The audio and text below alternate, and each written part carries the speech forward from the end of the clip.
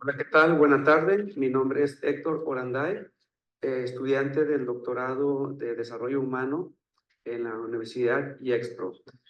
Como parte de las actividades que nos tocan desarrollar durante el desarrollo de algunas de las materias que estamos cursando, se nos piden hacer presentaciones, hacer ensayos, hacer infografías, para donde nosotros buscamos plasmar el conocimiento o los conceptos que adquirimos en respecto a un tema en específico o alguna materia.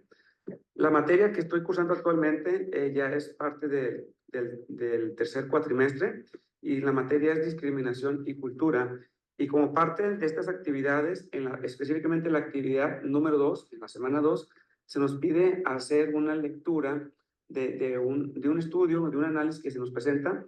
Y en esta ocasión, la lectura del estudio que elaboramos habla de la diversidad en la diversidad y tiene que ver con los retos actuales de los derechos humanos frente a identidades étnico-colectivas.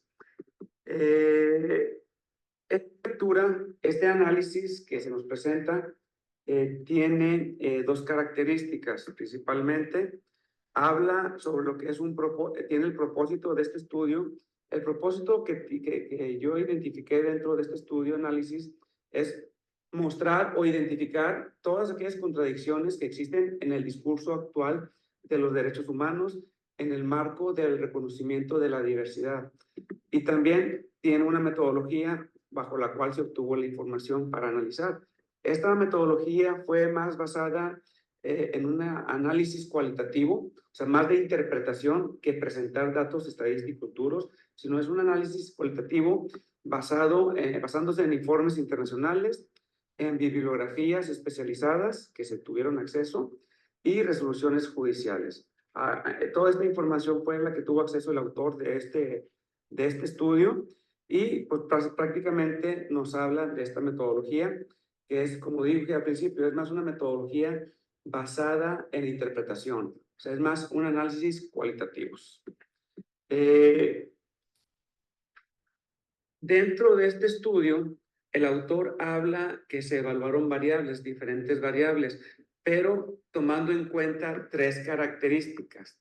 La primera característica que se tomó y se consideró para evaluar las variables habla de universalidad, entendiendo que la universalidad son valores de aplicación general y universal. O sea, el valor que aplica en nuestro país aplica a nivel mundial. En cualquier otra parte del mundo también aplica. Eso quiere decir bajo el concepto de la universalidad. El segundo tiene que ver, la segunda característica de la evaluación tiene que ver con el carácter subjetivo e individual, más con un enfoque liberal sobre la compatibilidad de derechos individuales y colectivos.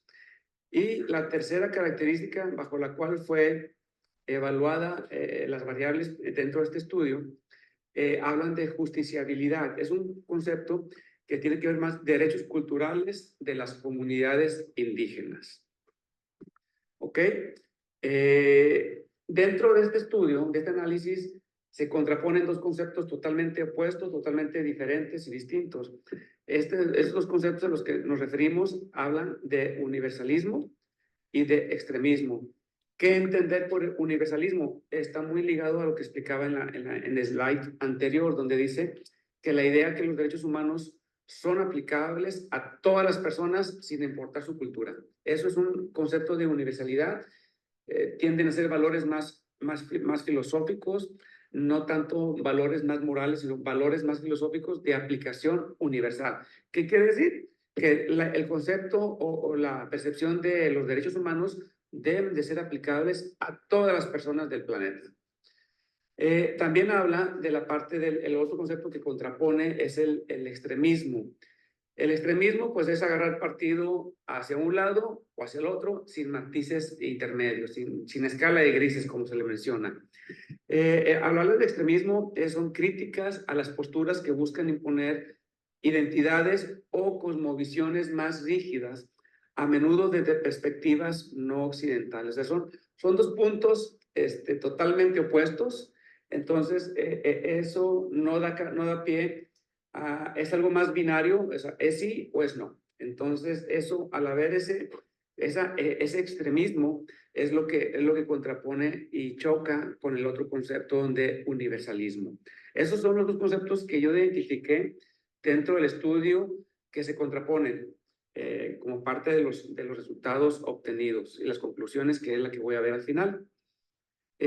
Posteriormente, también el autor identifica lo que son ciertas tensiones y contradicciones que existen en la interpretación y aplicación de los derechos humanos. O sea, él encontró diversas contradicciones y tensiones, por llamarle de esta manera.